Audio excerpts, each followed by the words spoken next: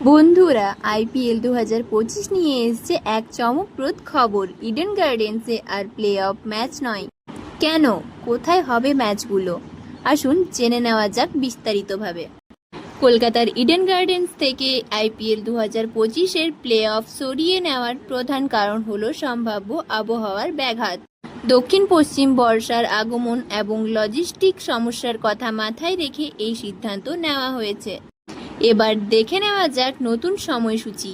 IPL 2025 আবার শুরু। বাকি লিগ ম্যাচগুলি অনুষ্ঠিত হবে 6টি শহরে: দিল্লি, জয়পুর, লখনৌ, আহমেদাবাদ, মুম্বাই এবং বেঙ্গালুরুতে। প্লে অফ ভেন্যু এখনও চূড়ান্ত নয়, তবে আহমেদাবাদের নরেন্দ্র মোদী স্টেডিয়াম হতে পারে দ্বিতীয় কোয়ালিফায়ার এবং ফাইনালের হোস্ট। প্লে অফের তারিখগুলো এই রকম: প্রথমে কোয়ালিফায়ার 29শে মে, এলিমিনেটর 30শে মে, দ্বিতীয় কোয়ালিফায়ার 1 জুন। এই ছিল আইপিএল 2025-এর নতুন আপডেট। আর যদি আপনার পছন্দ হয় তাহলে লাইক দিন, কমেন্ট করুন আর S2 ক্রিকেট জন্য সাবস্ক্রাইব করতে ভুলবেন না। দেখা হবে পরের ভিডিওতে।